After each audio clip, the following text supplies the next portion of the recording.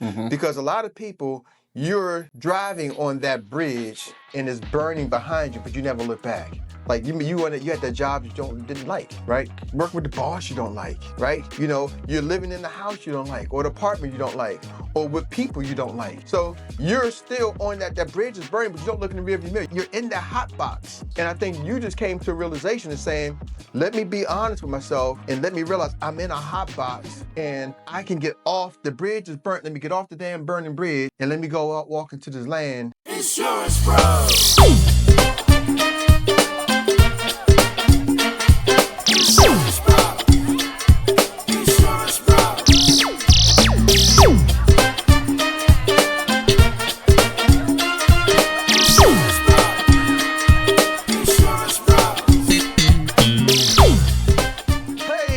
Welcome to another episode of Ask the Insurance Bros. I'm your co-host, Eric Robinson, a.k.a. The Soul Motivator. And right here, I got my co-host, Joc Vaughn, a.k.a. Uncle Joc, zooming in live from the DMV. DMV, babe. What's that? Department of Motor Vehicles? That's what people think, don't they? They think that, man. I get every reason to be. But what is it? DC, Maryland, and Virginia. Ooh. What we gonna try? Call it a Tri-City? A Tri-City. Tri-City, because this is not a state yet. But now, is it all of Maryland? Because that's a conversation. Of course not. Because you know, Baltimore just think that they just their own. They think they're their own state. So it's Maryland, Baltimore, then the DMV. So it's like really the suburban surrounding areas like Montgomery County, Prince George's County, Arlington. And maybe a little bit of Howard County. You want to give Howard a little bit of play? Howard County? Man. They right on the border. You baba. Oh man, so some of y'all DMV people gonna get that. Right. Anyway, I know y'all ain't tuning in for that, but we gonna always bring y'all some kind of historical data, some kind of information. You know, we know them TV shows that you can tell where they are, you want to try to educate you along the way. Absolutely. So we're gonna bring y'all some education. We just gave us some education. So now, Ask the Insurance Bros. Uncle Joc, can you tell people what is it about this show? What should they be doing when they watching this show and thinking, what should they be asking the Insurance Bros? So here's the deal. If you're a person that is in the financial services arena or industry, you could be an agent, you could be a broker, or you could be just somebody interested in the information. What we do is just tell everybody, look, if you got a question, send us your question, because we're not just going to answer your question. Sometimes, depending on the question, we might give you some tools, some strategies. We might show you some how-tos, but we'll also give you just a little different perspective, if you will. Yeah, and so you can look at the link below, because it may change, but just watch the link below and you'll send your video in, right? We want to ask you a video. Speaking of videos, we got our first question up. Our first question. You want to introduce this one? I know this one's good for you. So the first question is coming from an insurance agent named Lacey Harrison. I think she's from, well, she'll tell where she's from. She'll tell you where she's from. I think she's from that Louisiana area. Yeah. Rotate. Hey, Insurance Bros. My name is Lacey Harrison. I'm from Lake Charles, Louisiana. I'm currently a life insurance agent. I assisted 37 families last month and made some great money. Now, my question to you is, how do I build an effective team? Because I want to reach more families and I want to train others as well. So what is it that I need to do to build my business? That was a good question. I think, Joc, it's like she kind of watched us. Like she knows we're the people probably ask that question. Yeah, so look, this is what we call a no-look pass, right? So Eric, why don't you take the first swing at the question? Give us your perspective. Damn, no-look pass. But I'm caught. I'm going to slam dunk that thing. You going to dunk it? Yeah, I'm going to dunk it, brother. Right now, the only thing I'm dunking is donuts. But anyway, I'm going to dunk this question too, okay? So, Lacey, you said an effective team. That right there is a loaded question. Mm-hmm. I think I want to start there. What should she do? Because Lacey, for those who don't catch what she's saying, she's wrote sales, 37 sales in last month. That's phenomenal. Let's cut that up for Lacey. And she didn't give us the backdrop. We didn't roll the whole clip, but she's only been writing business for about 2.5 months now. Oh, 2.5 months? 2.5 months. See, that's that investigation. See, we got a team of people who go out and investigate some of your questions to make sure that they're authentic. So our investigations found out that Lacey has only been doing business, writing sales for 2.5 months. 2.5 months. 37 applications, 37 families helped. Oh, my goodness. Yes. Ooh. Lacey, we got to bring you on the show and ask you, what are you doing? I'm going to ask Lacey. But since you asked us that question about how do you go about building a team? One, effective team. An effective team. Because there's a lot of people who recruit people and the team ain't effective. Hold on, wait. Let's talk about it. Man, do we got to talk about that? Because you're going to make me start thinking about my own business. But go ahead and talk about that. So what happens is, because she put the word effective in there, and I wanted to really touch on that because, and Eric, I'm sure you've had it, some people out there, some of the listeners have, if you're in a team building model, a recruiting model, there's a difference between bringing on just a lot of agents. You know, some people saying throwing stuff against the wall to see what sticks, and taking your time to really develop and create an effective team. Yeah. You know, so it is a difference. So I just wanted to kind of prime the pump before you ask. Yeah, in this industry, let's talk about what's effective. Effective team is a team that, if you're in a builder's model, that can, one, do things without you, that can recruit, and that can acquire customers. Because we always say there's two things we do. We're building teams, we're building people, and then we're acquiring customers. So an effective team is able to do that. Right. You know, I've seen people who can just go out there and recruit, but nobody acquires customers. They don't know how to make sales. We'll touch on that a little bit later. I've seen some people who can just make sales and they don't know how to build a team. So Lacey, it sounds like you're in that ladder. I know how to make sales. Now, how do I go out and recruit people? How do I build an effective team? I think, Joc, the first piece you got to do is really master. When you start to recruit people, that's a whole nother conversation, but I don't know if we got time to answer that. But first thing is onboarding. Mm-hmm. You got to have a system to be an effective team. How do you bring people on? So Lacey, you're making sales, right? You know how to show them how to make sales, but how do you onboard your individuals? Because every company has some kind of onboarding process. Right. And I see sometimes people just bring them in, sign them up, get them on the team.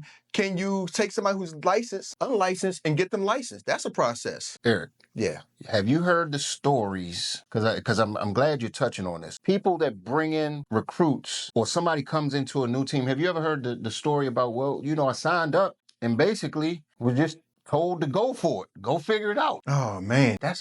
Yeah. You know, it's funny you talk about that story, Uncle Joc, and I know you can touch bases because you got a video that you did with Coach Askins. So if somebody want to watch that, Uncle Joc, we'll put that link in there. They can watch your video that you was interviewed by Coach Askins. And you get people calling you, you know, several times a week, right?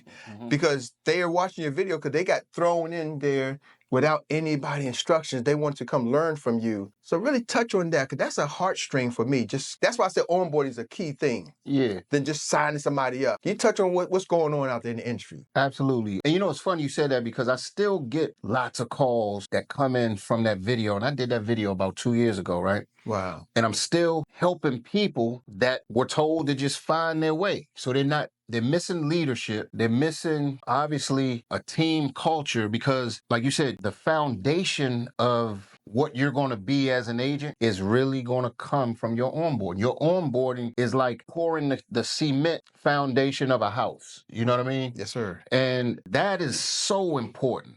And I see people, so you got to have a good onboarding system, good onboarding process, and it has to be something that's easily duplicatable. Ooh, we talking about team building. Now, I know some of the agents out there who are like, oh, I'm just a individual producer. I write on my own pen. That's not the question. Right. She asked a question about team building, so we're going to talk about that. Yeah. But some agents don't like to talk about, oh, there they go with that recruiting thing again. That was the question, bro.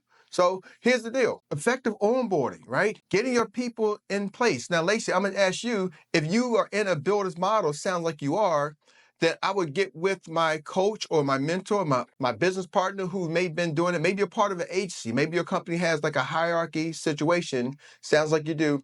Get with somebody who's done it. Inside your hierarchy, I'm going to tell you, I would go there first. And then if that person can't help you, then maybe go to the person above them. Then maybe go to the person above them. But find out what is the system. Mm-hmm. And there's a couple of things. Can you onboard an unlicensed agent? That's one way. Can you onboard somebody who's licensed? Because sometimes you bring people in who's licensed, they got experience. Do you have a system or process to help you do that? And if y'all don't, I'm going to tell y'all, hit us up because we can help you out. Doesn't matter what company. I'm just going to let you know, we'll help you if you need some help with. Right. Right. And then, there's another part is, can you onboard a whole team? Because sometimes you're going to bring on somebody who has a team of other agents. Ho. So you're telling me to do it effectively. And like you said, we're not sure of Lacey's situation, but it sounds like she's in a builder's model. Sounds like it, yeah. And usually in a builder's model or the better builder's model, you can bring on unlicensed agents, licensed agents, and you just hit on something, a whole team. Do you have a process in place to be able to onboard all three? And why is it important to be able to do all three? Because, Joc, we talk about building an effective team because everything starts with, do I know what to do, right? Mm-hmm. In the military, they have their standard procedures, the SOPs, standard operating procedures, or any effective business should have like an onboarding handbook. Okay. So if you don't, there should be, I know nowadays we're going digital with some of the technology,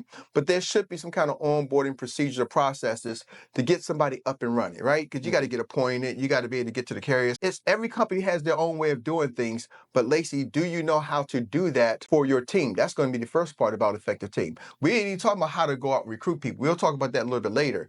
But first, before you start bringing them in, can you process them? Not just you, maybe your team, your organization, the person, your hierarchy, if you will, because everybody got different terminologies for it. Do they have that available? Right. So I would plug in and master that. Master the onboarding process, because it sounds like you know how to help them get clients. Yeah. That's So it. then after that layer, because that's probably the most important piece right there. Yeah. Then what comes next? All right, now you got them onboarded. I'm going to ask you, Lacey, to go out there and find out what's their why. Why are they doing this industry? Because y'all know, if you've been in the industry, whether you're a broker, like Joc said, whether you're an independent agent, or whether you're a team builder, you know there's going to come a point in life as an entrepreneur. And Joc, we've been business partners in multiple business for 20 plus years, right? Right. And there's times where you're like, oh man, do we want to do this again?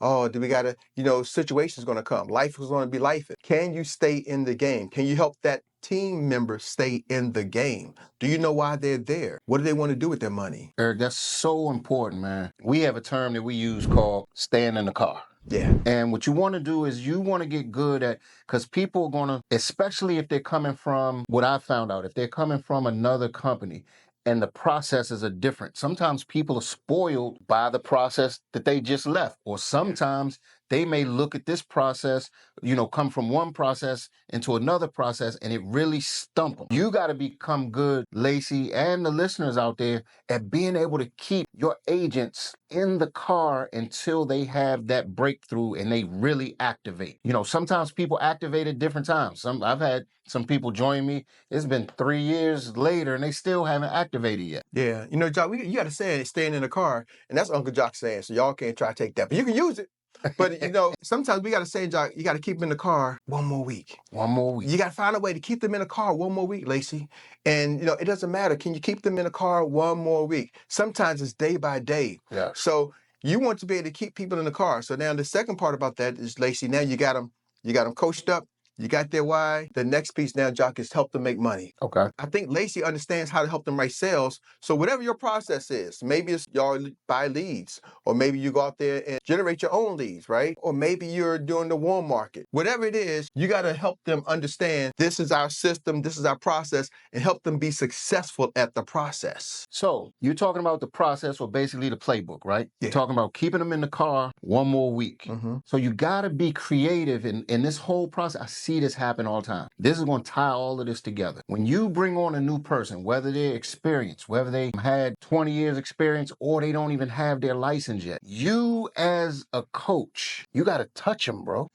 You got to touch them. Probably, depending on the person, you got to really touch that person often for the first 30 to 60 days. Yeah. Because that's when you're going to start to get indicators. That's when you're going to start to see if people are coachable, if they're showing up. If they're not showing up, you got to get good as a coach. Stimulating, you know what I mean? What? Motivating. What? Educating. What? You got to get good at doing all these things simultaneously as a coach, a recruiter, and a leader.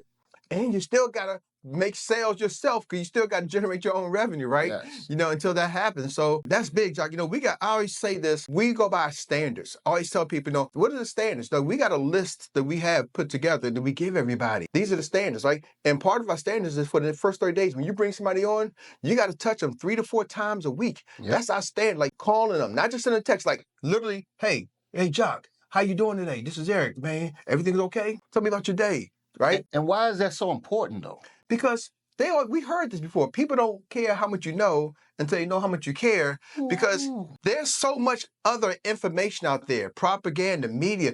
Everybody's not raised to become an entrepreneur, right? So now you got to fight a lot of programming. I don't care if they've been in sales and been an agent already before. They're coming to your organization.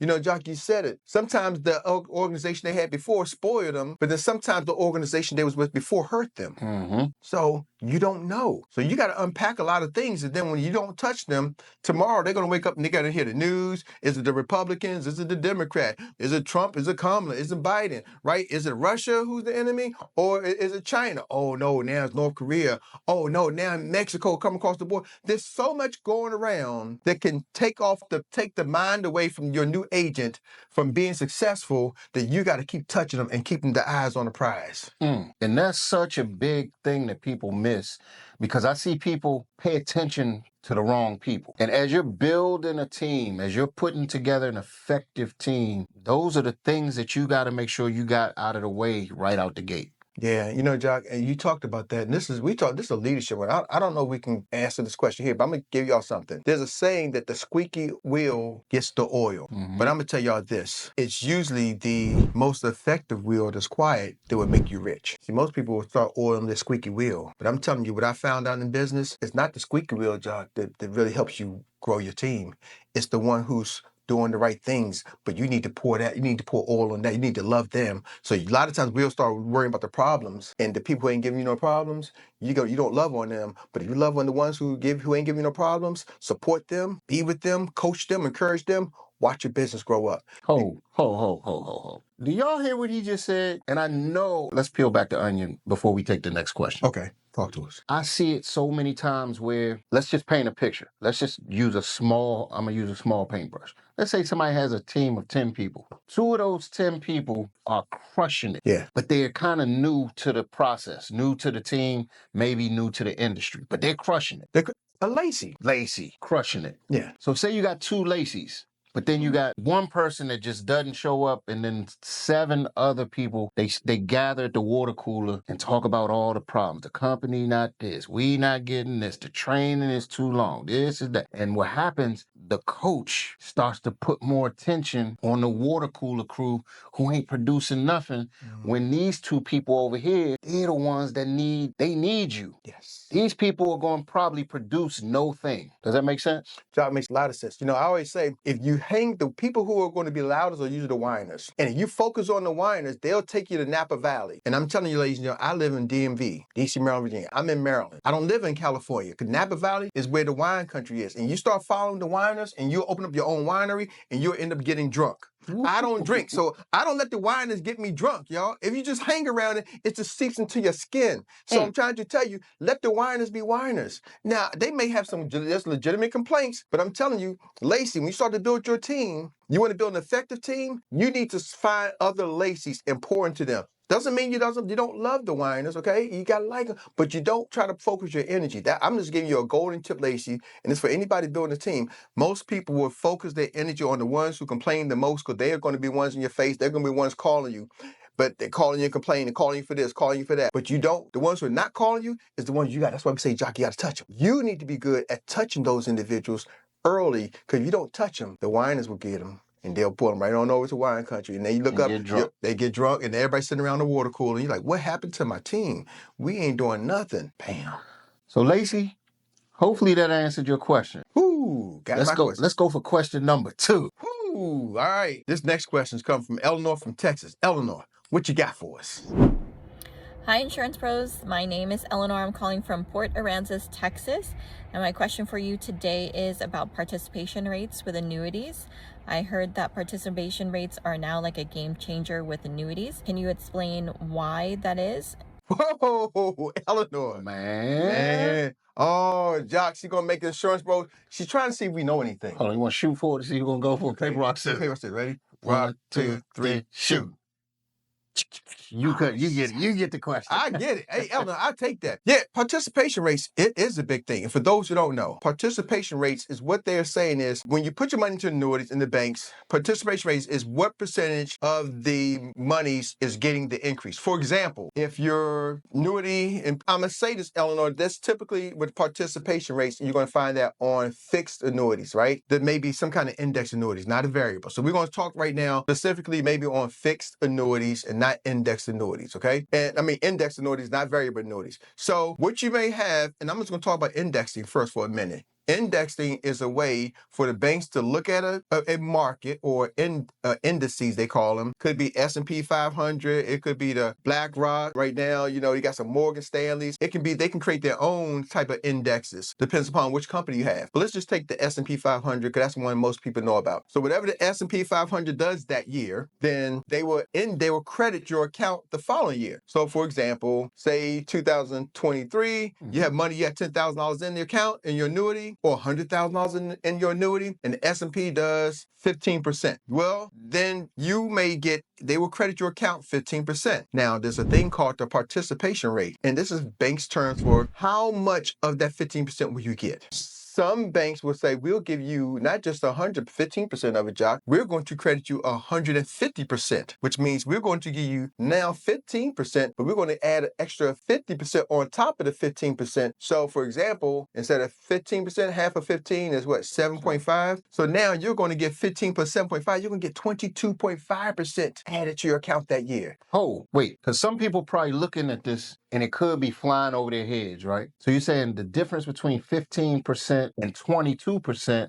some people may say, well, that may not seem like a big deal, but that's a big deal. That's a huge deal. Ooh, that's a big deal because that's the difference, because when you're looking at the different annuities, that's a way for the banks to kind of separate themselves, because this bank says, hey, I'm using the S&P 500, and this bank says, I'm using the S&P 500. For example, it could be Nationwide using S&P 500, or NLG has a use of S&P 500, or it can be like an F&G. They all use the same indexes. But now what they would do is, one may say, I'm going to participate 110%. I'm going to give you a 10% bonus on whatever returns. Another one says, I'm going to give you 120%. I'm going to give you an extra bonus on top of that. That's a way to attract you to their product. So that's where the big deal is happening at, because let's talk about it. Why are people turning from annuities, Joc, than the standard 401ks? Let's talk about that. Let's talk about some of the reasons people are doing what we call safe money rollovers. Yeah, man. I know your organization is doing a lot of that safe money rollovers. What are some of the reasons that you're seeing behind that? Well, a lot of times people, especially, I don't know if there are two types of people that have 401ks. There's the type of person that keeps up with their 401ks, and I've seen some people that really don't have a clue. So sometimes when people look and see how their 401ks are performing after, say, a war or election or a recession, like right around COVID, man, people were losing. I'm talking $10,000, $20,000 a month. And what happens is, when you lose, because you actually, and let's talk about this example. Let's say somebody lost 50% of the money from their 401k. How much are they going to have to get that seemingly 50% that was lost? How do they get back? Because I talk to some people and they say, well, my money took a dip, but it'll come back. Yeah, I'm going to ride it out. Oh, Joc, I love this. This one, I like to give people a question. I'm going to give y'all this question. So let's say you got $10,000. Let's say we got $100,000 in your 401k, and the market takes a hit, 50%, like on your example. The market takes a hit, 50% on that 100,000. How much money do you have in your account? Y'all type it in. Do your math. Get your calculator out. You had $100,000 in that account. How much money do you have when it went down? Look like we got some smart people out here. Yeah, they all saying 50,000. Bam. So you got 50,000 in your account. Now, here's the thing. The market bounces back next year. It goes up 50%. Now, how much money do you have in that account? Let's see who's smart now. Let's see what we say. Oh, man. Somebody said 100,000. They say you back to 100,000. Ooh, Joc, I said a lot of 100,000. Ooh, somebody messaged me. You back to 100,000. Yep. No. I see one person got it right. They got it right. Now you had 100,000, it took a hit, you had 50. Now when the market goes back up 50%, you only at 75,000. Absolutely. Because you only get 50% of 50,000. You don't have the 100 in the account no more. You only got 50,000. And that's what people, their math don't be mathing. The math don't be mathing. Their feelings be feeling, but the math don't be mathing. Math don't be mathing. So that goes back to your question, Joc, the safe money rollover, and why people are now using these fixed annuities or fixed indexes, because what it does, it credits your account what the market does. So in that situation, when the market took a dip 50%, these safe money indexes with fixed annuities, they don't credit your account the 50% loss. They just give you a zero. And some of them will even give you a 0.5% or 1%. You know, some of them will give you a floor, may give you 1 or 2% no matter what. So, but at the very least, you still had 100,000. And then when the market goes back up 50% again, you get to ride that 50% wave, and now you're at 150. So you telling me you don't take those losses? Is that what you're saying? Hold on, wait. Are you telling me that there's a floor right here, and unlike the 401k, this is zero. You're telling me like a 401k can dip, go below the floor. Yep. But you're telling me with some of these safe money rollovers, the floor hits and it levels out. Man, you know that song, when I dip, you dip, you dip. Not with these safe money rollovers. When they dip, you don't dip. You're like, man, I'm too old to be dipping. Okay. I can't get back up. So that's why they say it's a smart money rollover. See? So now what you might want to be looking at saying, hey, I got money in my 401k. Y'all need to reach out to us, reach out to me, right? Reach out to Eleanor, because Eleanor, that's a great question. You know, it sounds like you're going to be doing some things for your clients, and that is a big topic. You know, talking about this, a lot of people, Joc, don't even want to talk about the money. Like you said there's two types of people who monitor, who understand their 401k, who watch it, and some who don't take a look at it. Ladies and gentlemen, you got to... Oh, wait, then it's a third person. Oh, what's the third one? The one that just does the money grab and run, and before you know it, they done depleted their 401k. Oh, you see that? Yeah. Y'all, we got to start talking about this. This is one of the things why we created this show. Because we want to talk about this money. We need to make it comfortable to have courageous conversations, because they're not uncomfortable. You know, if you ain't got no money in the account, you ain't got no money in the account. It's not uncomfortable. It's just courageous, so you can change that. Because here's the thing. The same way you at zero or not a lot, that can change, Joc, when you have courageous conversations. Having a conversation with Uncle Joc can change that position. Because here's the deal. With the right information and the right access to information, a lot of people think it's too late to get their finances in order. It's never too late if you make your next move your best move. Oh, man, I like that one right there. Make your next move your best move. And that came from Eleanor. Thank you, Eleanor. Whew. Hope that answered your question. I know it did. Eleanor, that really was a really good question there. I think so. Yeah, because, you know, everybody doesn't have somebody to they can reach out and ask these questions to. And once again, that's why we're here with Insurance Pros. We want to make sure y'all get your questions answered. So please click the link right here or send us your video. Ask us a question. See if y'all can stump the chumps, right? And no question is too big or too small. So just ask. Send us a question. Like I said, we'll give you our perspective. I like that. We're going to give you our perspective, and then what you do with it, you got to, see what you're going to do with it. Now, this next question, though, oh my goodness, this is a good one, Uncle Joc. This next question comes from Miss Takesha Carr out of that Virginia market. Let's rotate. Hi, Insurance Bros. My name is Takesha from Virginia. My question for you. So I've been an agent for a little over 10 years, and I recall how difficult it was for me to establish my space in such a large industry. So I have done research, and I learned that you two have entered the industry in less than 5 years and have already established a 7-figure organization with no experience prior. Can you tell me how that happened for you guys? What were your successes? What do you attribute to such a great amount of success? And is there a blueprint that you have created for many others to follow? Wow. Man, we really did do this with no life insurance background. Yeah, I'm glad you said that. No life insurance background, because we have been in business. We've been in business together for quite a few years, but we did build large teams in network marketing, MLM, pyramid.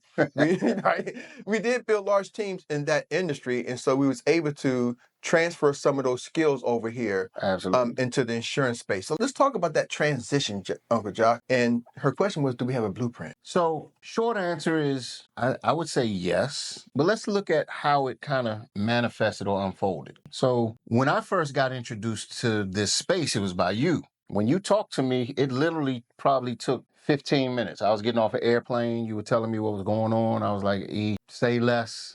Because I saw the vision in our particular situation. It was a new company coming into the United States. So I saw the opportunity, almost like how the investors looked at Las Vegas before they start building in Las Vegas. I saw just open opportunity to build in the United States. Okay. So now here's the thing, though. A lot of people, other people had that same opportunity and still do with our company, but they had the same opportunity. So what your willingness or ability to go out and build given that open opportunity. Because same thing with Las Vegas. It was there for anybody. It wasn't like, like it's a desert. Anybody could say, let me go build in the desert. But there was a few people who said, let me go build in the desert, right? Right. So what was it that made you say, let me go build it, and then not, I want to go build it and actually go do it? I'll say this, and because this may not apply for everybody. It was the perfect storm lined up. And I was the bridge got burnt behind me, and it was nothing else to do but run forward. And the reason I say that, I was 52 years old, 53, I can't remember, how old am I now? 50. I was 52 years old. Musician was one of my occupations, still am. And I looked up and I didn't have any retirement, no Social Security, nothing in place. And when the company that I joined laid some things out, man, it only made sense to just get to work and run and run and run and lay the foundation work out early on, like launch. Like I took the launch of my business serious. So you're saying the bridge was burnt behind you and there was nothing but open land in front of you. So you said, I had to go build. Yes. So you made the decision that I had to go build. And you said this might not apply to a lot of people, and it probably may not, but you know what? In such a way, Joc, it really does. Mm-hmm. Because a lot of people, you're driving on that bridge and it's burning behind you, but you never look back. Like you had that job you didn't like, right? The boss you don't like. Work with the boss you don't like, right? You're living in the house you don't like, or the apartment you don't like, or with people you don't like. Yes. You know what I'm saying? So you're still on that bridge is burning, but you don't look in the rearview mirror. You're in that hot box. Yes. And I think you just came to a realization of saying, let me be honest with myself and let me realize I'm in a hot box and I can get off. The bridge is burnt. Let me get off the damn burning bridge and let me go out, walk into this land. And the land was just like you said, Las Vegas. There's nobody in the land. But there was a blueprint of LA had been built, New York has been built, Chicago had been built, right? All these other cities. So all I had to do is this open land to build right here in a place that hasn't been built. But the blueprint of building was available. So it's just like you said, it's just like if you're a developer and you come into a new territory, there's some buildings already there. Yeah. You're a new developer. Yeah. You're a new developer. Mm-hmm. So you want your brand, when you see those development companies going up those cranes with their names on it, you want to now have those cranes go up with your name on those cranes. I wanted my name to go up with cranes, meaning I'm building over there. I'm building in that state. I'm building in that state. I'm building in that state. I'm here. We're here. You see what I'm saying? Oh, my goodness, man. So I don't know if y'all catching that. See, some of y'all are thinking, first of all, some of y'all don't recognize the opportunity. It could be in your company. It could be wherever. If an opportunity hits you, do you understand the opportunity? Right. That's another thing, Joc. I think you had said, my back was against the wall, and I ain't had no choice but to recognize an opportunity. No choice. I ain't having a choice. Yeah. See, some of y'all your back ain't against the wall yet, right? You comfortable. You in the easy chair. You in the recliner. But you're in a recliner, but you could be on a ship. You could be sailing, you can be cruising around the world. But you know what? Because your back ain't against the wall, you feel I'm comfortable here. So you realize that I'm not in a good situation, so I had to take advantage of it. And Joc, your situation is similar to me. I had to say, you know what? My wife, she had the good retirement career, the nice career and everything, but she wasn't what she wanted to be. But she had the nice income that some people say, yeah, she's in the top 10% of income. Great. But, she had a good job, but still, it wasn't what her dreams lifestyle. Mm-hmm. But I still realized that was her. She had a retirement plan. Right. She had the 401k. She had the Social Security. I didn't. I'm like, man, when I saw this opportunity, I had to run. So Takesha, me and Joc was in the same boat. And we have to go run. That was the first thing. So that you asked us, that was the setup. So now y'all got the backdrop. We didn't have an alternative. And then what happened is we had to figure out, who do we tell? Who do we talk to? I started talking to licensed people at first, and I realized licensed people did not want to hear from a person that just got their license. Oh, man, this industry, y'all, some of y'all licensed people, it's funny to me, because some of y'all got the biggest egos. Some of them are weird, bro. Bro, they got the biggest ego. I'm a licensed agent because I took the test, I passed the test.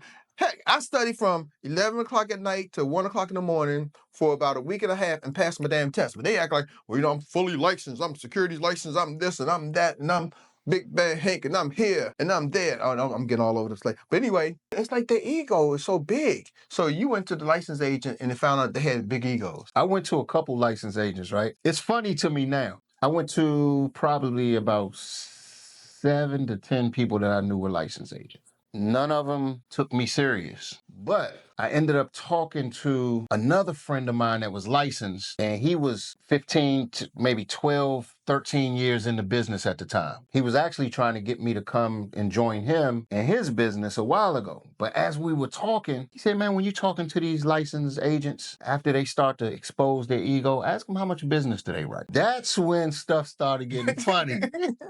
Because now I was equipped to say, okay, well, tell me a little bit about yourself. How many policies do you write a month? Now this is what I start hearing. Well, I put everything on pause for a little bit. Well, really? How long? Well, I haven't really written anything in about 6 or 7 years.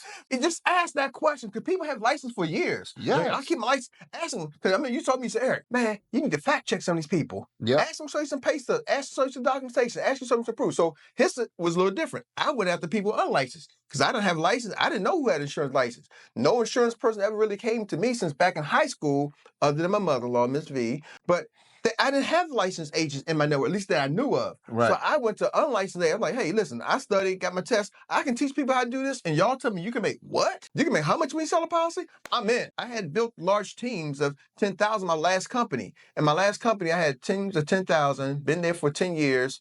And probably I can say with it, people made check with a comma with 10,000 agents. I probably had on a monthly basis, maybe 5 people that had checks with commas. There's something wrong with that picture. And that's typical for network marketing. That's not a reflection on me. I'm just telling y'all, that's how most MLM companies are. Yep. Now I don't care if even the ones we got millions, because that company had people who were making millions, but they had 100,000, 200,000 agents in their team, and they probably wasn't but a handful of people who were making that type of lifestyle with income. I'm just talking about check with a comma. Joc, last month, we had, I think, like 91 people on our payroll who got a comma check last month. No, hold on. Let me back that. It was 91 people with a check, and I think 6 or 7 didn't get a comma. So over 80 people in 3 years, over 80 people in that month getting checks with commas in a month, where my last business with 10,000 agents. And you probably are less than 10% of business partners over here. Oh, Joc, I got under 400 agents. I got a little over 300. I got just under 400 licensed agents. I had 10,000 people, 5 with a comma check. Okay. 300 people, 80 with a comma check. It just blew my mind. So I went after the unlicensed agent. So we had 2 different approaches, but we both went running. And after about, let's probably fast forward maybe that first year, and come into maybe that October, November period, because we had started building. Now the next thing is to start putting your processes in place. Yeah. So let's talk about the processes. So one of the things I know, I'm gonna go back to you, Uncle Joc, because you was big on telling me a long time ago, put it on the record, document your process. Eric, record things. Because we've done business before, even from stuff like even my son, his journey through college, right? He was like, Eric, you need to document this young man's journey. Because you say, I watched him go from, not even being in the boys club, not in starting in boys club to now starting in college, right? Earning master degrees, winning championships. And I watched that progression. You should document that progression because it was a lot of work I had to do. So you had me big on documenting the process. So for us, we started documenting the process because I had to because it wasn't a blueprint. I had a mentor coach. That's a good thing. In Canada, we had 2 mentoring coaches. I'm going to shout out Myron Weeks and Tasso Lagos, Aurelio Evans and Darren Golka. And then even the CEO himself, I asked him, Mr. Jamie Prickett, for our company Experior. I said, Jamie, would you come coach us? He's like, man, Eric, listen, he gave us 2 days a week that he mentored us personally. And that speaks volumes that the CEO of a company said, hey, I see y'all launching this in the United States because we kind of launched the U.S. And so he mentored and coached us. And I was just documenting the process, recording everything. So that's how we kind of came with our blueprint. We documented the process because we needed to, right? And so we needed to learn the process and we had to build the process and create it, but then we documented the journey so now we could duplicate the process. Then comes, this is the secret sauce. This is probably one of the biggest things that helped this whole situation, all right? When we started, we had me, my wife, Eric, your wife, Aurelio Evans, Myron Tyler. We had about a handful of people, right? Now, because of what your wife does, she was able to take all of the complex stuff in the life insurance space, and we were able to really squeeze, compress, and then you all were able to simplify the complicated. We was able, and Joc, I'm glad you mentioned that because I want to give Dr. Mary credit because, that's what she is. She's an educator. She has a doctor education, right? So she was able to sit back and like, we could throw things at her and she could break it down. She was really our cheat code. She was our cheat code. She was our AI before AI. Yes. Before AI was out there, she was our AI because she could take it all and she put it all on our website. So we got a website, the team site, and she has a master in IT. So she understands IT. So she understands education, not understanding it. She's able to take it and process it and then put it in a package and then create a website and the whole pages and everything we would say, she could document it, put process together, and she knew how to put it in a learning format. So that was easy enough for a 5th grader to understand. Literally. And easy enough to duplicate it. Yes. So now we got a blueprint. Yes. It's really a green sheet. We got to say everybody gets a green sheet. So we have a green sheet system. That's our process, our system. So Takesha, that was really the biggest thing, but we knew we needed to have that. So let's go over everything, right? Opportunity. Yeah. Plant your flag wherever the land, it was wide, the land was wide open. Yeah. Land is still wide open. For anybody in any company, it's wide open. It is. Like wide open. Then you have to go after the right talent. Oh, At the beginning, we was just going after any and everybody. We're going to any and everybody. And Joc, you know what? Here's the thing. Even if you go after any and everybody, are you developed enough as a leader to mold that talent? And develop that talent. Yes. Because you always talk about there's a couple of ways to get a superstar. You want to kind of break down your Uncle Joc's sauce on how to get a superstar? Uncle Joc's 3 ways to get a superstar. One can fall out of the sky, which is highly unlikely. A superstar just falls out of the sky and like, boom, I'm here. But you had a couple of people who just joined your team. They were superstars. They went boom, boom, boom. So Siobhan Bowman, I think that's like a superstar out of the sky. You know, the kickball fell. That is true. Okay. A few did fall. So you can get blessed. I won't even say that's lucky. You can get blessed and get a couple superstars that are just, you're right. And those are far and in between. Yeah. But they do fall in sometimes. 2 is you can pay for a superstar. Now, depending on where you are and what size franchise player you want and then how you get them and how, that's highly unlikely too. Or you can develop a superstar. You can take somebody from no background, no license, get a commitment from him or her. And if you're that leader, if you're that coach, you can actually develop a superstar. Yeah. And, I want to talk about that, Joc, because I think in all those cases, it's the talent comes on you. Even a superstar who falls out of the sky, right?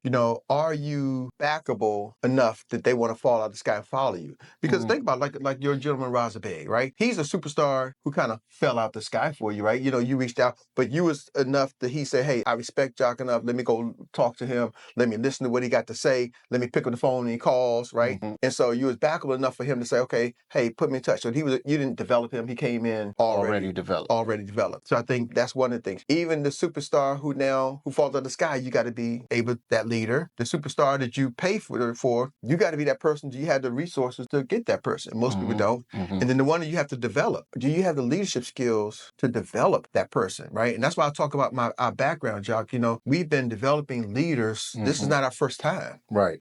We doing Ask the Insurance Bros, but we've done I Am the CEO call. We had a call. You can check our if y'all watching this channel, watch some of the other videos that was on this channel previously, like 4 years ago, 5 years ago. We have been helping entrepreneurs daily. We had a daily show that we did before. There was an audio call. Hold on. Yeah. We've been actually doing this thing before podcasting was podcast. Bro, all these people talking about podcasting. Bro, we was doing podcasting over a free conferencing calls. Yes. We was doing it every day for about 10 years straight. And we had music. We were doing a podcast. We could download those right now and put those as podcasts. We interviewed millionaires. We've interviewed billionaires. Yep. We've trained and coached so many people every day. We got over 2,100 shows that we have recordings of that we've done. 2,100 shows, John. This is over the phone. You on the phone, I'm on the phone, and we doing live calls. And we had anywhere from 50 to 300 people on those calls. And we would do it live, not recorded, live on the spot, not muted, where you muted out on a conference call. No,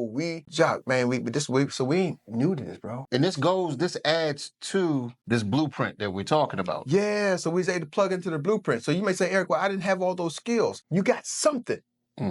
See, we just transferred the skills that we had over here. See, most of y'all are coming over here and somebody's telling you, maybe it's your sponsor, upline, whoever it is, they're telling you, like they try to tell us. We came into space, How many times, Doctor, we come into space, they try to tell us, y'all ain't used, y'all don't know what y'all doing.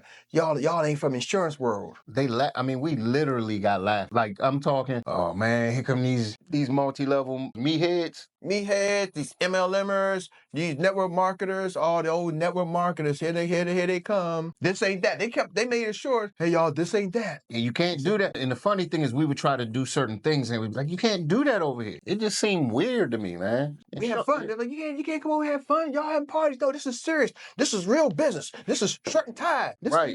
You got to be suited and booted. Tight and stuffy. Tight and stuffy. You can't do that over here. We was like, so thank you, Stephen Jobs. Thank you, Mark Zuckerberg. Thank you for the rest of you CEOs that took all the stuffiness out of being in business. You don't have to be stuffy to be in business. Now, be presentable when you're going and you're talking to clients and stuff like that. But, just be you. Yeah, I upgraded polos. For the first 2 years, I was just doing T-shirts. I upgraded polos. I get it because my client has to see me in a different light. But I built my business with T-shirts. Everybody gets a green sheet. Everybody gets a green sheet T-shirt. But what I realized, a lot of it was via Zoom. But I also understand, what are your people following, Takesha? So is the blueprint, if I had to say the blueprint recipe, it starts mindset. Do you think that I need to build a large organization? Do you think I'm the person that somebody should follow in building a large organization? Because that's the biggest piece. Some people are like, well, I don't know if I want to build a team. I don't know if I can. They're trying to build a team, but they got so many what I can'ts. They start with, I can't do this. I can't do that. I can't do this. I don't want to do this. I'm not sure about this. Well, what about the my people? Oh, my people this. My people not going to do this. My people not going to do that. Man, I used to be a my people. Man, my people. My people. My people. My people. I learned that early, the first probably 3 weeks. Probably about the first 6 months in network marketing, I learned about my people. I never forget. I'm going to tell you a quick story. I got in network marketing, and I was introduced by a gentleman, and he came over there to home training. He's like, Eric, listen, I'm going to do your first grand opening, and we launched our business. And I signed up on Thursday. He came to my house on Friday, on my Friday. I didn't know this guy. He was my upline, and he came to my house on Friday and said, I'm going to sit down with you and do a launch. I learned something. He sat down with me and launched me and my wife. This is our first time in the MLM. And he said, I want y'all to do a meeting. When? He launched you and your wife. He launched me and my wife. He wasn't even my sponsor. He was like our upline leader. Okay. It was like 3 or 4 people between me and him. Okay. He saw me online. He saw my name in the system and said, you know what? He called me the next day. Hey, brother, are you serious? I never forget. He said, hey, Eric, this is executive at that time. They called it SVP Ian Chevy. So shout out to Ian Chevy. He said, were you serious about what you said last night? I'm like, what did I say last night? He said, you said you want to go to the top as fast as you can. Because he overheard me telling somebody else. I said, yeah. I'm like, who are you? He got my number in there. He said, I want to come and get you started. I'm like, okay, no problem. And this was a Friday morning. I signed him a Thursday to Friday. He said, he said, when can I come over? I'm like, come over my house. I'm like, well, my wife don't get home till like around 4:30, so okay, I'll be there at 5. I'm like, I ain't telling you, brother, I ain't telling you to be there at 5. You serious, huh? I'm like, I just told my wife don't get home until 4:30. He was outside. I looked outside. He was outside my house waiting since 4 o'clock, just sitting in the car. My wife pulled up, boom, boom, we did it. He said, hey, listen, going back to my people story. He said, this is what I want y'all to do. Have a meeting on Sunday. I'm like, have a meeting on Sunday? You want people, us fight people over? I'm like, you know what? I'm just going to listen and follow instructions. But he said, all I want you to do is get some chips and some light soda and water. He said, the reason why you want light soda, I see your carpet, you got nice carpet on your floor. If you don't want nobody to spill something, if dark soda, they spill something on the carpet, they're going to get upset, they ain't going to want to join your business, and they're going to think they can't do it. If you do more than chips, they're going to be like, oh man, it's going to be, people ain't going to want to do it because they're going to think they got to do all of this. So after he left, fine, man, this guy tells us to have a meeting, never have a meeting. So me and Marty, we went to Sam's, we spent like $300. We got food. He's like, my people. He don't know my people. Now this gentleman's from Cameroon, Africa. He don't know my people. My people ain't going to go with no chips and stuff. So my wife, now she want to have a fancy thing. We had all kinds of stuff. The people ate up all the food, never joined the business. The people, we had 3 people join. We had 30 people at our house. 3 people joined. The 3 people joined never ate nothing. That's what I was getting ready to say. They probably didn't eat. Didn't eat. And it was the other 25 ate up everything, had a good time. So then later, going back to my people, is what I learned. I finally went to one of the meetings at his folks. The Cameroon, the African people. Chips? Heck no. Them jokers had food.